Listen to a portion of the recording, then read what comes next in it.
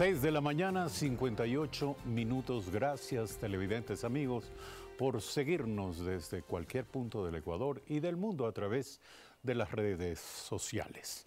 Se encuentra en la línea telefónica con Primera Impresión Fernando Balda. Le queremos pedir a nuestro invitado una primera impresión acerca de lo dicho por un ex agente de SENAIN que confesó el plagio, el secuestro que sufrió en Colombia. En su declaración, Raúl Che ofrece detalles sobre una operación encubierta que involucra a un ex titular de la Secretaría Nacional de Inteligencia. Buenos días, Fernando Balda, le escuchamos.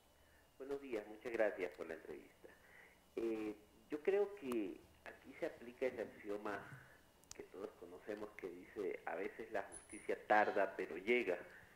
Las evidencias sobre mi secuestro en Bogotá, que demuestran que fui víctima de una acción ordenada por el gobierno ecuatoriano, son abrumadoras, y esto ha provocado pues que los implicados, por lo menos uno de ellos, el principal, el cabecilla de estos agentes de la SENAIN que viajaron hasta Colombia para ejecutar mi secuestro, para contratar a los secuestradores, para proporcionar toda la logística, él haya tenido que declararse culpable al no tener otra salida. Él ha decidido colaborar con la justicia y se ha acogido a la cooperación eficaz.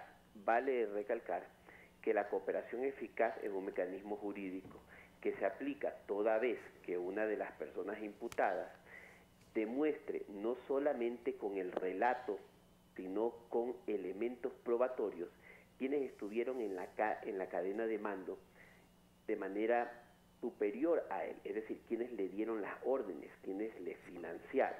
Y esto es lo que ha hecho este agente de inteligencia, y uno de los elementos que él ha proporcionado, y que lo puedo decir porque ya ha trascendido, se ha filtrado en las redes sociales, es una grabación en donde el mismo agente habla con el doctor Pablo Romero, quien fuera en su momento el secretario nacional de inteligencia, el director de la SENAIN.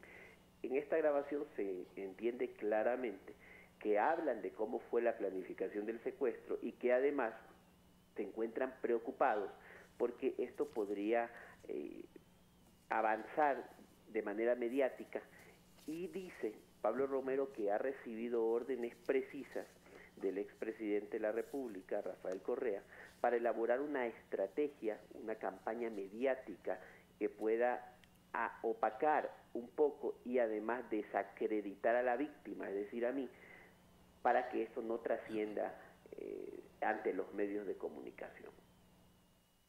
Fernando Balda, gracias por este contacto. Queremos anticipar a nuestros televidentes que mañana Fernando Balda estará aquí en vivo, en Primera Impresión. Vamos a profundizar en lo que ha dicho y, por supuesto, en aquello que ya es materia de investigación, es decir, aquello que ya tiene calidad de evidencia dentro de un proceso investigativo para esclarecer lo que fue en su momento la denuncia de un secuestro, de un plagio de nuestro entrevistado Fernando Balda en la ciudad de Bogotá, y que habría sido realizado, planificado por ex agentes de la Secretaría Nacional de Inteligencia. Gracias por aceptar este contacto. Mañana profundizaremos en este tema. Académicos analizaron las implicaciones regionales y locales de la situación en la frontera norte. Coinciden en que no cabe una acción militar solamente para solucionar los años de abandono en las poblaciones fronterizas.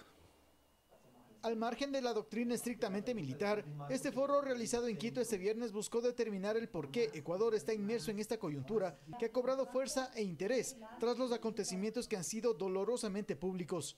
Para Richard Salazar, del Centro Andino de Estudios de la Universidad Andina Simón Bolívar, el problema fronterizo se acentúa más en la percepción de la gente porque por años los pueblos de frontera han sido olvidados por los estados, tanto colombiano como ecuatoriano. Una debilidad y casi ausencia institucional en seguridad y justicia. Hoy hay altísima impunidad, ¿sí? Como San Lorenzo hay varios sectores, Mataje, es tierra de nadie. Una falta total de empleo, Hay que recordar que la dolarización también hizo que cambien las relaciones con el vecino Colombia. Hernán Moreano, académico de la Flaxo, opina que Ecuador se involucró como parte de una estrategia regional pensada desde Estados Unidos para luchar contra el narcotráfico, sin que eso no signifique desconocer la incidencia en los últimos años del tráfico de drogas en nuestro territorio. Que esta frontera ya no debe pensarse a nivel binacional, sino como una región global. ¿Por qué? Porque todas las actividades ilegales que pasan en esta frontera entre Ecuador y Colombia prácticamente alimentan los mercados de precursores químicos, drogas, tráfico de armas, tráfico de personas, entre otros en sí. María Fernanda Novoa reflexionó, en cambio, sobre el dimensionamiento que el Internet, las redes sociales y los medios de comunicación han provocado sobre esta coyuntura. Luego pasamos a la materialidad mítica, que es hablar del mito de la revolución de las FARC, y si hablamos del famoso Huacho que vamos a ver luego, Huacho se ha convertido prácticamente en una celebridad, casi como las de Hollywood, y capaz que el pobre Huacho ni siquiera sabe que es célebre. Javier Ceballos, Telediario.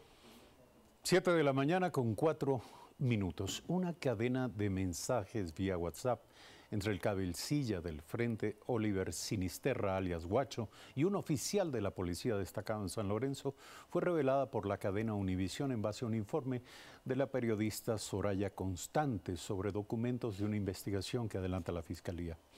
Los del Huacho y un mayor de policía de San Lorenzo habrían mantenido contacto desde noviembre de 2017. Esto motiva una serie de conjeturas e interrogantes que, más allá de las revelaciones del caso, también provocan reflexiones sobre el manejo de la información por parte de las autoridades responsables de la seguridad. Y para avanzar en esa reflexión hemos invitado a Fernando Carrión, académico e investigador de la Facultad Latinoamericana de Ciencias Sociales Flaxo. Hoy conocemos que la policía ecuatoriana sabía quién puso la bomba en San Lorenzo, y no solo la ecuatoriana, sino también la colombiana. Recordemos que la primera vez que se habló de alias Huacho lo hizo el fiscal general de Colombia, Néstor Martínez, solo 2 días después de la explosión, el 29 de enero. La información no fluyó desde el Ecuador, sino desde Colombia. Y esa misma ha sido la tónica en varios capítulos de esta trama. Las de Ecuador y Colombia, Fernando Carrión, parecen maneras distintas de gestionar la información. Buenos días. Buenos días, Eduardo. Muchísimas gracias por la invitación. Sí, yo creo que este es uno de los grandes problemas que estamos teniendo en el país.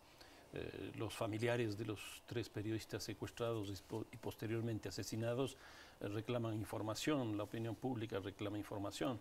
Y cuando esta fluye, viene principalmente desde fuera. Incluso la prueba de vida de los 3 periodistas vinculados al diario El Comercio vino desde Colombia, desde un medio de comunicación que utilizó su frecuencia de una manera absolutamente, yo diría, irracional. Y ahora, en este caso, de las comunicaciones que había tenido este grupo Sinisterra con la policía, nos aparece desde los Estados Unidos, desde Univisión. Y aquí obviamente surgen algunas preguntas. ¿La policía como institución conocía de estas relaciones que mantenía Huacho con este oficial de la policía? Da la impresión que sí. ¿Por qué no se las conoció? Se ha presentado incluso toda la información ya a Fiscalía, incluso para que la Fiscalía haga sus respectivas investigaciones. Pero recién empezamos a conocer cuando Univisión pues, publica esta información y nos deja realmente atónitos por esta situación. Ahora, ¿qué justifica el secretismo? Porque usualmente se aduce que el secreto es necesario para llevar a cabo las investigaciones. Pero ¿por qué Colombia informa y Ecuador permanece en silencio? Bueno, yo creo que en este caso es porque Colombia tiene inteligencia mucho más estructurada que la nuestra, nosotros no la tenemos. Y entonces viene el fiscal, tal como se señalaba hace un rato, 2 o 3 días después del bombazo en San Lorenzo, y incluso podríamos decir muy quiteñamente, nos da diciendo cosas, porque nosotros no tenemos información. ¿Y qué es lo que ocurre? Nos sometemos a esa información. Por eso es que en ese momento el propio gobierno nacional cambia de óptica frente al tema. Y a mí me parece que eso no es correcto. Ahora, decir que no tenemos información queda desvirtuado desde el momento en que se confirma que la información venía fluyendo, al menos el contacto entre policías y los del Huacho se sostenía desde noviembre. Claro, pero en ese caso habría que ver si es que esa información conocía estructuralmente e institucionalmente la policía, porque si era una relación exclusivamente de Guacho o sus secuaces con un policía, pues eso es una dimensión totalmente distinta. Ahora, la versión oficial señala que este mayor, el que habría establecido, luego hablaremos de los dos coroneles, pero este mayor que habría establecido contacto con Guacho desde noviembre, informaba, mantenía plenamente informado a los mandos superiores respecto de estos contactos. Y cabe suponer que en cualquier caso la policía sabía de la existencia de Guacho y de la amenaza que Guacho representaba. El mismo Guacho lo advirtió en un mensaje en el que dijo: ya estoy perdiendo la paciencia y civiles que le coja, se los mato. Y aún así nada impidió que los periodistas del Comercio vayan el 26 de marzo directamente hacia su muerte. Eso da la impresión de que justamente institucionalmente no se estaba procesando bien la información, si es que la policía, nuevamente digo, conocía esto institucionalmente. Ahora, a mí me parece que, por ejemplo, en estos días, en estos meses que tenemos ya de vivir en esta situación, han aparecido tal cantidad de amenazas de bomba y no tenemos información. Es la misma situación. El problema que aquí es que, por suerte, todavía no tenemos víctimas explícitas con asesinatos, con heridos, etc. Pero, ¿qué pasa? Y uno de los grandes problemas que genera este tipo de expresiones sin información es el temor, es el terror. Y entonces, si tenemos una amenaza de bomba en una escuela, en un hospital, en Quito, en Guayaquil, en Santo Domingo, Los Colorados, etc., esto ya se convirtió en un tema nacional. Y me parece que es absolutamente necesario, Eduardo, transparentar la información, y es absolutamente necesario manejar y procesar perfectamente bien esta información, porque en unos casos o nos viene desde afuera y nos sometemos, o en otros, lo que también está ocurriendo este rato en el país, que la gente hace cualquier interpretación. Ahora, sobre lo que usted dice, está la cantidad de amenazas de bomba que cabe suponer que no todas son atribuibles a los de Guacho. Bueno, también uno podría decir, ¿Guacho tiene capacidad para hacer una cosa como esta? O sea, se habla, el ministro... Bueno, puede hacer muchas llamadas telefónicas. Sí, pero por ejemplo, el ministro de Defensa de Colombia nos habla de que Guacho y sus secuaces son alrededor de 80 a 90 personas. El gobierno ecuatoriano ha capturado 47 y el gobierno colombiano 16, es decir, ya no existe. E incluso se habla de que Guacho ya no está en la zona de Nariño, sino que se habría desplazado hacia el interior de Colombia. Entonces, ¿qué capacidad tiene efectivamente de hacer una cosa como estas? Hoy día se puede saber exactamente desde dónde se está llamando, porque hay Google, hay todos estos sistemas tecnológicos que nos permiten mostrar esto. Yo creo que aquí hay una mezcla de cosas, pero eso es pura especulación, porque no tenemos nada de información. A estas alturas cabe preguntarse si el propio presidente de la República fue en su momento informado. No pretendo que usted me lo diga, pero sí que comente el hecho de que solo hasta el 23 de abril, 83 días después del bombazo en San Lorenzo, casi 3 meses más tarde, el presidente Moreno anunció haber dispuesto que los policías que operaron en la zona de San Lorenzo entre 2016 y 2018 sean evaluados, es la palabra que se utilizó. ¿Piensa que esa orden está relacionada con las reveladas conversaciones, contactos y vinculaciones entre policías y los de Guacho? Bueno, este es uno de los problemas principales que tienen este tipo de confrontaciones. Por un lado, la ilegalidad funciona con todas las estrategias que están a su mano. Entre esas, obviamente, está la corrupción. Tienen muchísima tecnología con lo cual pueden establecer relaciones telefónicas por medio de Internet, etcétera, etcétera. Y eso es muy factible que haya ocurrido. Entonces, no me parece desatinada que esta decisión del presidente que se haga efectivamente una evaluación de esta situación, teniendo en cuenta un hecho adicional, y es que dentro de la propia seguridad del presidente se descubrió la presencia de una persona infiltrada. O sea, la capacidad que tiene esta gente es de tal magnitud que yo creo que este tipo de medidas tiene que ser algo absolutamente normal. Ahora, más allá del contacto que por razones simplemente de contrainteligencia o de gestión del peligro, de la amenaza, pudo haber tenido el mayor señalado como fuente de estas informaciones, también se habla de los contactos que habrían mantenido 2 coroneles por medio de un celular que era de uso oficial. 2 coroneles y uno de los contactos de comunicaciones en ella, Guacho le dice, estaba esperando tu llamada. Es decir, de una manera absolutamente, digamos, con una confianza más allá de una relación entre policía y digamos, y delincuente, que denota un cierto grado de confianza o de flujo de información que no estaba expresado ni de manera oficial a través de la información que dejaron, ni tampoco en los registros telefónicos. ¿Usted cree en la posibilidad de que hayan existido vínculos más allá, vínculos de interés entre policías y los de Huacho y esta banda?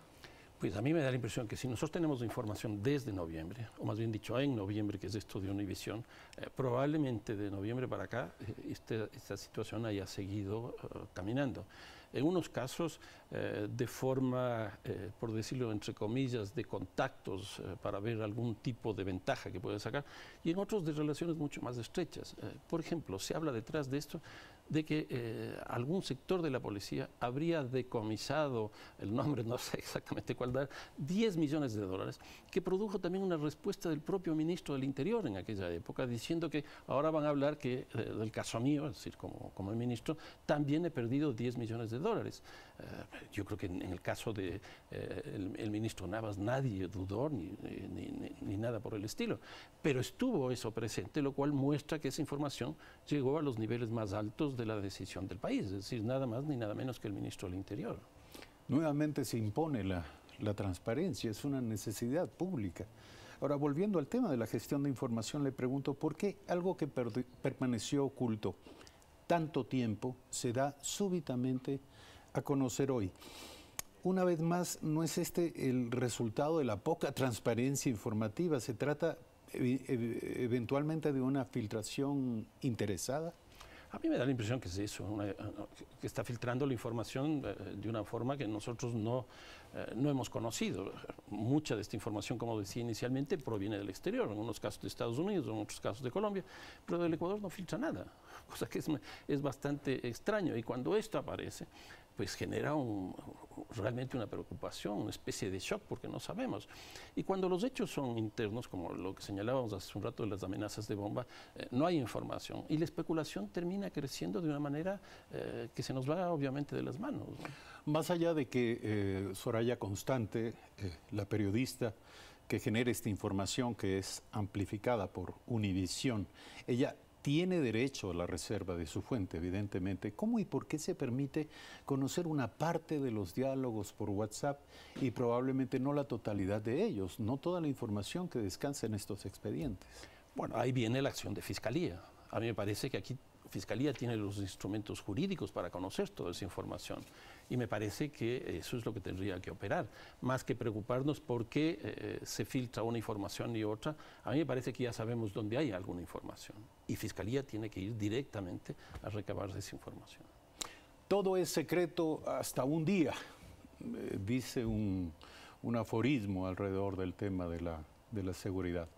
Es decir, poco a poco va apareciendo la verdad. De una forma u otras van cayendo las piezas que permiten armar este rompecabezas. Probablemente antes de que ello ocurra de manera espontánea o como resultado de la decisión de intereses parciales, lo que cabría es esperar una sola visión política de información alrededor de estos temas, de los temas de la seguridad y del control delincuencial por parte de las autoridades. Me permito concluir con este comentario el diálogo con nuestro invitado Fernando Carrión. Gracias por aceptar esta invitación a Primera Impresión. 7 de la mañana, 17 minutos. Regresamos en un instante.